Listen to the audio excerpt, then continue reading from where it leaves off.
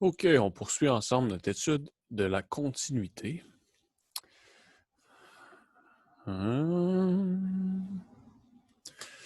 Voilà. Donc, si on se demande c'est quoi qui se passe ici, c'est Charles Lecombe qui nous dit « Oh! Et oui, cette fonction est bien continue sur tous les points de son domaine. » Good. Fait que une fonction f, on se rappelle la dernière fois, on a vu qu'elle continue si trois conditions sont satisfaites, qui peuvent se résumer en gros si la fonction se trace d'un trait de crayon, mais bon. Si la fonction est définie à un point, on veut savoir si elle continue. Il faut qu'elle soit définie premièrement. Il faut que la limite existe. Puis il faut que la limite et la valeur de la fonction soient égales. Puis là, on voudrait savoir que ça veut dire quoi qu'une fonction soit continue sur son domaine. Ben, si en 2 points, mettons A et B, si en 2 et 3, la fonction est continue partout, ben on va juste dire que la fonction est continue sur AB. Donc, on ne spécifie plus le point en particulier. On dit qu'elle continue sur un intervalle ouvert. Si elle continue sur tous les points entre 2 points. Mais là, qu'est-ce qu'on peut dire des extrémités? Est-ce qu'elle continue en A ou en B? Là, c'est des conditions un petit peu différentes pour les extrémités.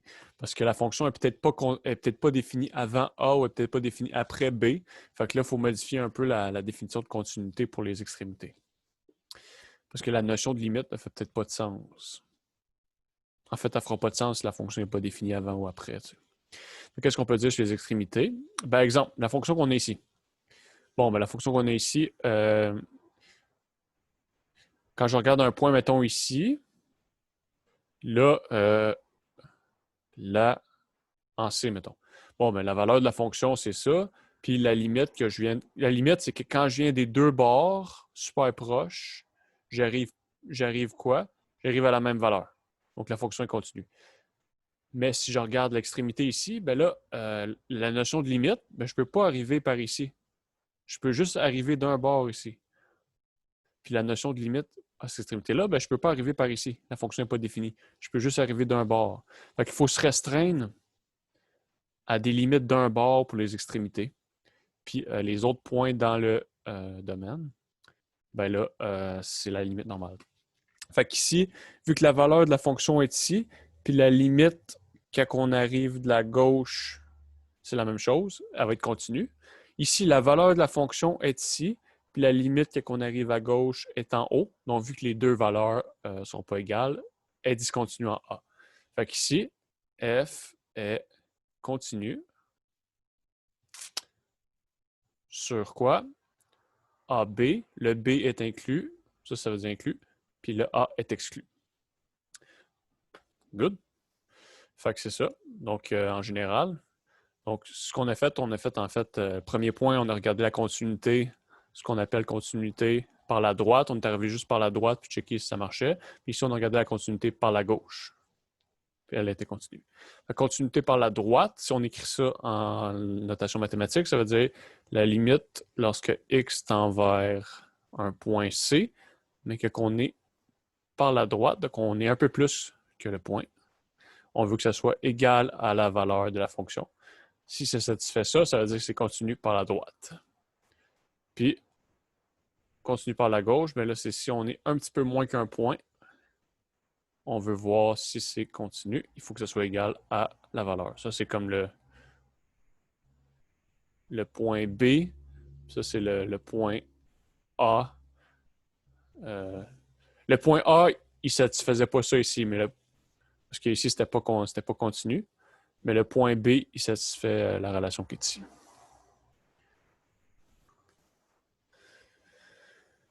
OK. Puis une fonction en général, si elle continue à un point, ben, elle continue par la droite puis la gauche aussi. Parce qu'en général, pour que la limite à un point, existe, donc mettons que c'est égal à 3, ben, il faut que ça soit égal à la limite par la droite. Il faut que ce soit égal aussi à la limite par la gauche. Toutes ces limites-là, que ce soit égal. Mais ça, c'est sous-entendu, on ne le regarde pas, là, mais c'est ça. On regarde juste d'un bord, juste la droite ou juste la gauche pour les extrémités de la fonction. Ça, c'est ça. OK, exemple. Ici, on veut abréviation pour montrer que MTQ. MTQ, fx égale racine de 25 moins x au carré. Elle continue sur moins 5, 5 inclus. Donc, on veut montrer ça. Ça, c'est une fonction algébrique. On peut le faire, on va le faire sans tracer le graphique, parce que là, le graphique d'une fonction racine carrée, ça peut, avec un au carré dedans, ça devient compliqué. Fait que, premièrement, je rappelle, racine carrée, c'est bien défini partout, sauf si un nombre est strictement négatif. Donc, ça ne marche pas. On ne peut pas faire racine carrée de moins 1. Parce que, mettons, racine carrée de moins 1, qu'est-ce que ça veut dire? Ça veut dire quel nombre que je multiplie avec lui-même qui me donne moins 1. C'est impossible parce qu'un nombre négatif fois un nombre négatif, ça donne tout un nombre positif. T'sais, mettons, racine carrée de 4, c'est quel nombre que je multiplie avec lui-même qui me donne 4? C'est 2. Parce que 2 fois 2, c'est 4. Mais là, on ne peut jamais avoir un nombre qu'on multiplie avec lui-même qui donne un nombre négatif. Parce qu'un nombre positif fois un nombre positif, ça donne un nombre positif. Puis un nombre négatif fois un nombre négatif, ça donne un nombre positif aussi. Fait que c'est impossible d'avoir racine d'un nombre négatif. Mais racine de 0, ça existe. Parce que 0 fois 0, ça donne 0. Donc, racine de 0, c'est 0. Parce que 0 fois 0, ça donne 0. Ça marche. Fait qu'on veut voir, en fait, il faut garder ça en tête pour ce qu'on va faire ici. Donc, premièrement, on va séparer ce problème-là en 3 étapes. On va regarder entre moins 5 et 5. Après ça, on va regarder en moins 5 puis en 5. On va faire ça en 3 étapes faciles. Vous allez voir. Ça va être amusant. Très amusant. OK. Donc, pour un point C, je le dis en mots, pour un point C qui est dans moins 5 à 5 exclus, on a quoi? On a que la limite lorsque x tend vers C de f de x, c'est égal à quoi? Bon, ben là, on remplace la valeur de f de x par sa valeur de la fonction, qui est ça ici. Là, C, c'est un point strictement entre moins 5 et 5. Donc, si on le met au carré, ben, si C est plus petit que moins 5 et 5, quand on va le mettre au carré, ça veut dire que C carré va être plus petit que 5 au carré, qui est 25, puis il va être plus petit. Ouais, il va être plus petit que 25, on va juste savoir ça, parce qu'il va être plus petit que. C'est ça. En fait, ouais, c'est ça. Ce qui aurait. La valeur absolue de C est plus petit que 5. Donc, C carré est plus petit que 25. Ou c'est la même chose que ça ici. Ça donne ça ici. Là, on a un nombre, mettons, moins 4,97. Ben, si je le mets au carré, c'est plus petit. Ça va donner 24 points quelque chose. Ça va tout le temps être plus petit que 25. Fait en particulier, quand je vais faire 25 moins ce nombre-là ici, ça va tout le temps donner quelque chose de positif. Donc, on va pouvoir prendre la racine. Donc, il n'y a pas de problème ici, là, quand on prend juste un nombre strictement entre moins 5 et 5. Donc, on n'a pas de problème. Donc, ça va être égal comme ça ici. C'est plus petit que 25. Puis plus grand que 0. Ça va être égal à... Donc, on n'a pas de problème, on peut le remplacer directement, comme ça ici. Ça aurait été la même chose que si on le remplaçait directement dès le début dans ma fonction ici. OK? Donc, comme la limite est égale à la valeur de la fonction, donc les deux existent, sont égales, ça veut dire que c'est continu. Maintenant, il faut regarder... c'est pas scroller là. En x égale moins 5, qu'est-ce qui se passe? En x égale moins 5, bon ben, la limite, là, comme c'est l'intervalle ici, il faut regarder la limite comme ça ici. Donc, la limite en moins 5 plus, la limite à droite. Donc, la limite lorsque x tend vers moins 5 plus de f de x, c'est quoi? C'est la limite lorsque x tend vers moins 5 plus de 25 moins x2. Là, est-ce qu'on a un problème? Là, on est un nombre un petit peu plus grand que moins 5. Fait que ça veut dire qu'on est genre... Il faut faire attention, c'est mélangeant avec les moins. Donc, si moins 5 plus, c'est genre... Qu'est-ce que ça veut dire, ça? Ça veut dire... Et là, il y a des problèmes majeurs. Bon. Moins 4,9999 à l'infini. Donc, si je mets ça au carré, ça va être égal à, mettons, les moins fois moins, ça fait un plus. Au carré, ça veut dire que je multiplie avec lui-même. Donc, si je multiplie moins 4 avec lui-même, ça va me donner genre 24,999, etc. Donc, ça va donner 25. On va être un petit peu moins que 25. OK?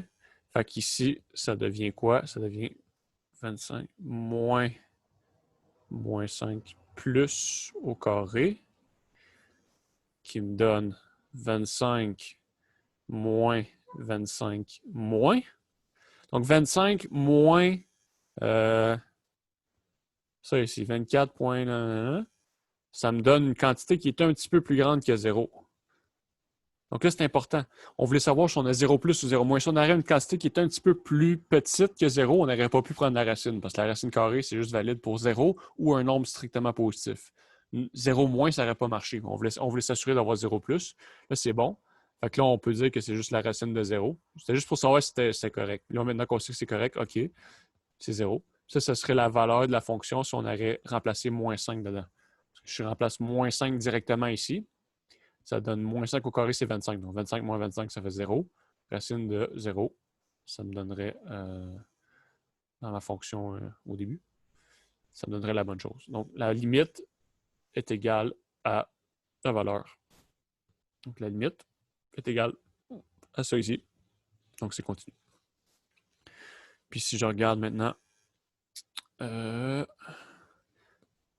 x égale à 5, ça va être la même affaire. Là. Donc, la limite, sauf que là, il faut regarder quand on arrive de l'autre bord, vers la gauche, par la gauche. Ça ici, c'est la limite lorsque x tend vers 5 moins de 25 moins x2. Ça me donne quoi, ça? Bon, ben, 5 moins, c'est mélangeant des fois si on n'est pas habitué à ces termes-là. 5 moins, c'est quoi? C'est une quantité qui est un petit peu plus petite que 5, donc c'est 4,999, etc. Fait que si je le mets au carré, c'est le nombre d'en haut au carré, fait que ça va être quelque chose qui est un petit peu plus petit que 5 au carré qui serait 25. Donc ça va être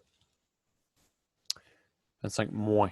Donc ça va être 25 moins. Ça, c'est un peu mélangeant si on...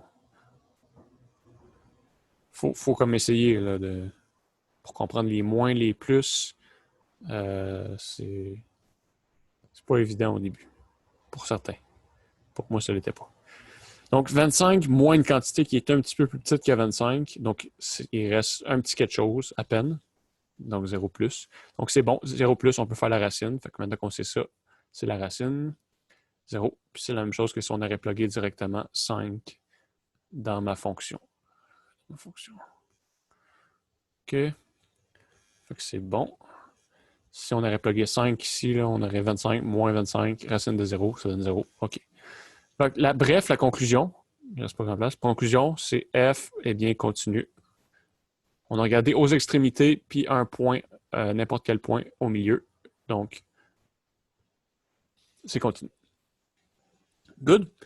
On va juste regarder les petites propriétés des fonctions continues. Donc, si j'ai deux fonctions f et g qui sont continues à un point C, alors qu'est-ce qu'on peut dire sur les fonctions si on fait la somme? Donc, si on fait f plus g, si on fait f moins g ou si on fait f fois g, toutes ces fonctions-là vont être continues aussi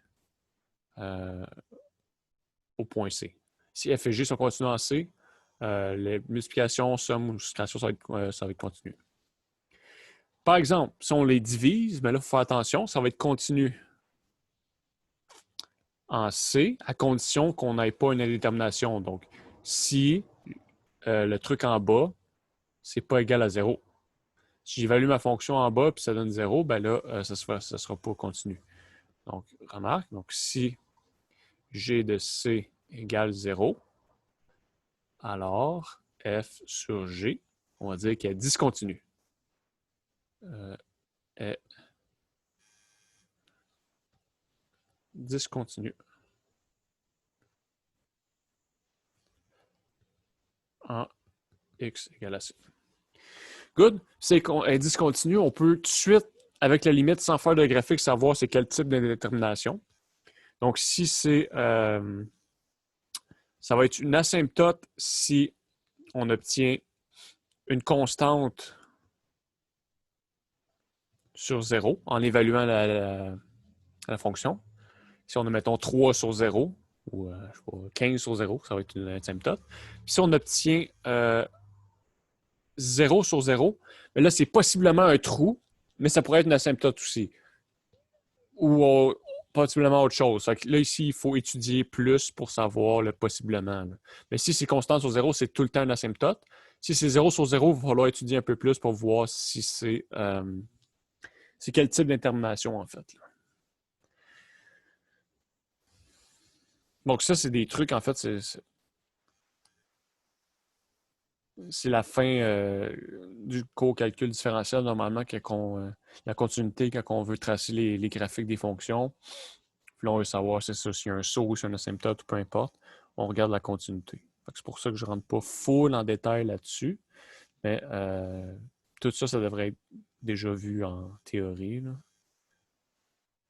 Genre, on ne réétudiera pas la continuité vraiment en détail. Là. OK? Pour clore la chose, on a juste une petite remarque. Un polynôme, c'est tout le temps continu partout. Donc, un polynôme, ça, c'est une expression de la forme ici. Donc, où ça ici, ça, c'est des nombres réels qui multiplient,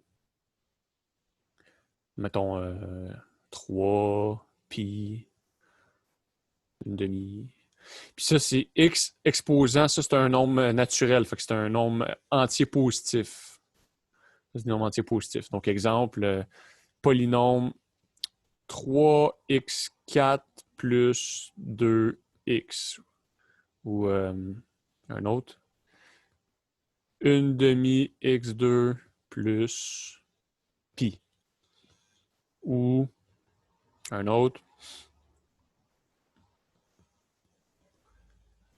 Ça a bugué? Non. Qu'est-ce qui se passe?